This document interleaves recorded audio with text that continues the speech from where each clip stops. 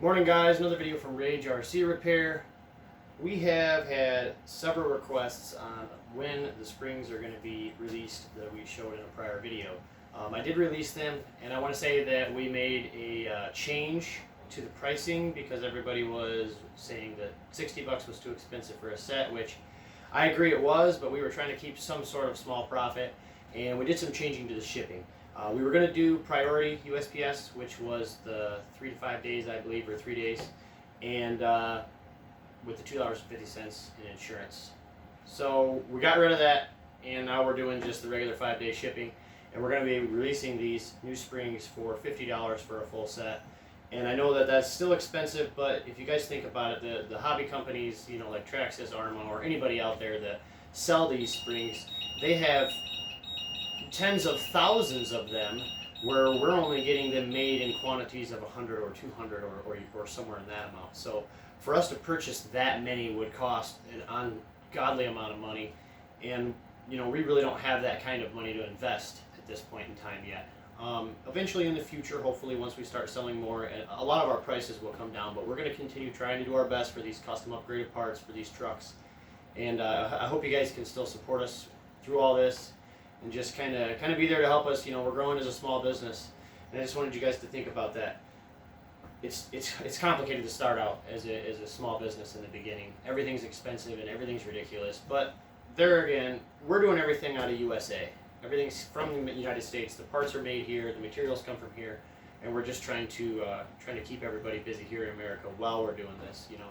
So, anyways, without further ado, we have a set of these springs installed, and as you can see, I have the factory Red Cat shredder springs on the front, and I have the upgraded Red Cat springs that we have designed custom for the shredder.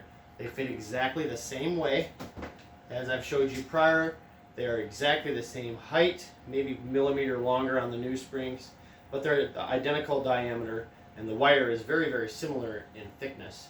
It's just the way the spring was produced. These are a stiffer spring. So I had a lot of questions, and well, we want to see them. We want to see how far you have to thread the shocks down and everything like that. You know, the adjusters, to see how much rebound you get. I'll give you a little, for instance. Right now, the rear is threaded down just enough to where I knew I would have space to put my cap on when I redid the shocks. And I always like leaving a small amount of space in there because it helps if you're cleaning them, keep crud and dirt and whatnot out of there so you're not hurting your threads. The fronts are threaded down probably 1/4 of an inch. Keep in mind there are batteries in the rear, a wing and wheelie bar assembly from T-Bone bumper, T-Bone bumper, and then we have the basher bumper up front. Just take a look at how the front, it stays down.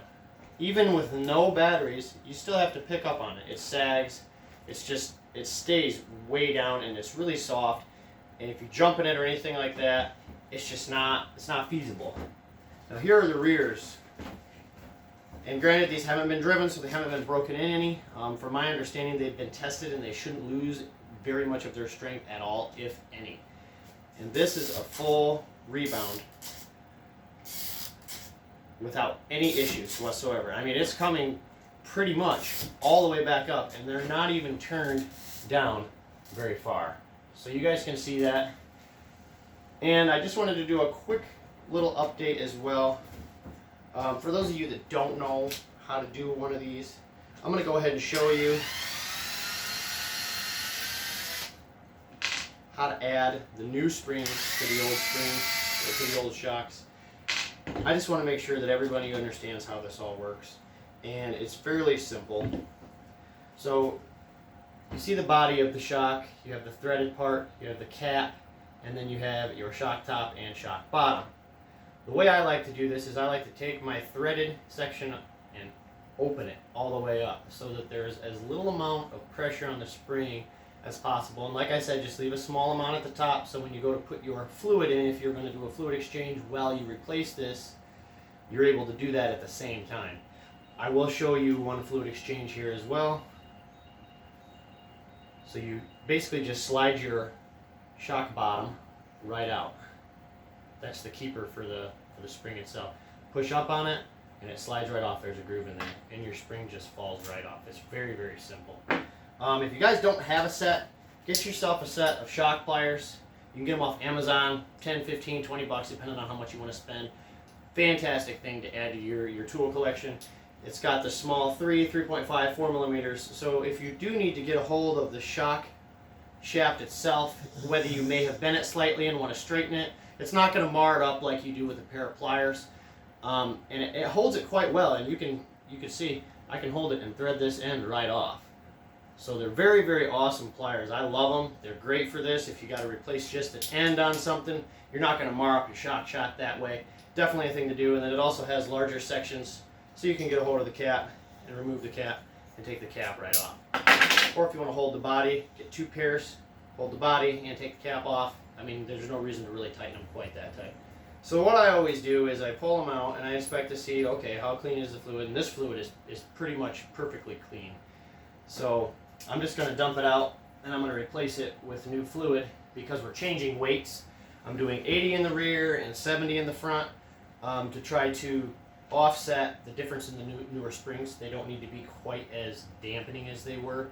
I've tested that on my shredder and I found out that the 100 weight was almost a little too much. If you slam down real hard, I was having issues with breaking knuckles because the shock wasn't able to collapse all the way. You do want chassis slap. People think that that's a bad thing, but really it's better to have your chassis, the entire chassis, hit the ground than it is to have, you know, the shock compress too hard, break your shock tower, or snap one of your control arms or something, because it's not allowing the suspension to travel all the way to the closed position.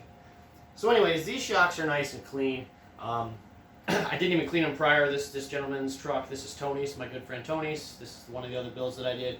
He hasn't driven it much. He's been working overtime a lot and said he hasn't gotten a chance to get out there this winter. So anyhow, how I do it, I fill these all the way up pretty much to the top and just leave myself maybe somewhere between an 1/8 inch or maybe a little more of airspace. Just enough airspace in the top where you can tip it without dumping it all over the place. And normally if you go ahead and clean them all out, pull them all apart, and you want to put some sort of solvent in there, you're going to go up and down and get all the stuff out. I set them in an old rim just like this, let them sit, let the bubbles come out, then you move them again, redo your stroke, let the bubbles come out. But for sake of time, I'm just going to throw this one back together just to complete this process for you guys. And that's pretty much it. Put your cap on, use your handy pliers so you're not marring up any of your nice finish or hurting any of the components on the shock. And as you can tell, they work great. This is tight. It is really tight.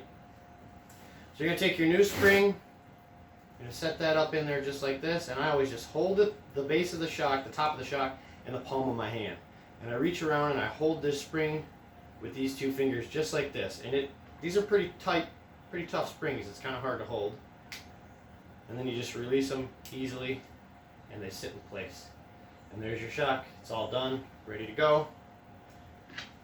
And you can go ahead and reinstall that, and we'll repeat that on the other side. I hope that this helps a lot of you out who are dealing with the shredder bottoming out issue. The daggone things just slam on the ground all the time, or even just over some slight rough terrain.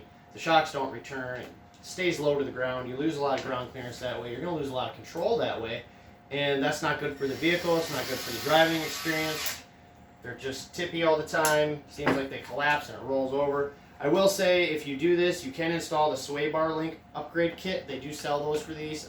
I'll have to get all the links for that for you guys later, and I'll do another video. But that's pretty much it. Get your shocks on, and as you can see, just with one on in the front, it's helping it return already, and it's not tight at all. So there again, guys, batteries in the back, nice return, no issues with that. Even when you pick up the whole weight of the vehicle, it doesn't sag. You can see that it's got a nice plush ride to it, but enough spring tension for that return that we're looking for.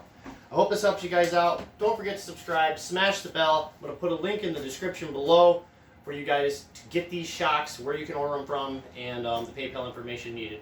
Like I said, we're going to do this for 50 bucks. I apologize that I didn't do a little more research on the shipping earlier, but as I said, 50 bucks, shipped, full set.